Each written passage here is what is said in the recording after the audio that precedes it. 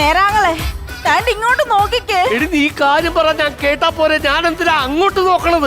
എന്റെ മോളെ ഞാൻ നിലത്തും താഴെ വെക്കാതല്ലേ വളർത്തിയത്. നീ അവളെ കെട്ടു തൂക്കിട്ടാണോ വളർത്തിയത്?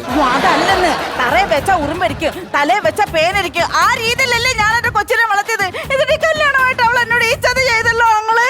എടി അത് നിന്റെ വളർത്തു ദോഷം. അല്ലെങ്കിൽ ഈ കല്യാണ ദിവസം അവള് നമ്മളോട് ഈ ചതി ചെയ്യോടി. ചെയ്യോ? പെണ്ണ് ചതിച്ചാ?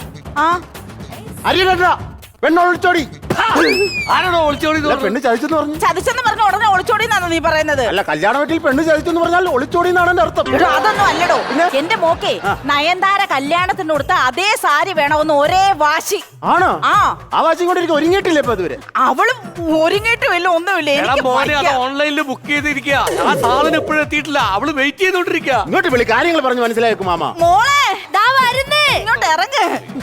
എനിക്ക് വയ്യ. എന്ത് ചെയ്യാനാ പറഞ്ഞു? നയൻതാര മോളെ വിളിച്ചായിരുന്നു. ആ വിളിച്ചായിരുന്നു. അപ്പൊ ഇതാണ് നയൻതാര ഉടുത്ത സാരി ഉടുക്കാനായിട്ട് ഇരിക്കുന്ന മോളല്ലേ? അയ്യോ, അത് ഞാനല്ല, അത് കല്യാണ പെണ്ണാ. ഞാൻ ഒരു കവന്ന ബ്യൂട്ടീഷ്യനാ. ബ്യൂട്ടീഷ്യനാണ്. എനിക്ക് ചേട്ടന് നല്ല പരിചയം. ഞാനാണ് നമ്മുടെ Rajesh sir, village officer Rajesh സാറിന്റെ വീട്ടിലെ മോടെ കല്യാണം. അയ്യോ, ഞാനാണെന്ന് ബ്യൂട്ടീഷ്യൻ ഞാൻ കണ്ടിട്ടുണ്ടായിരുന്നു.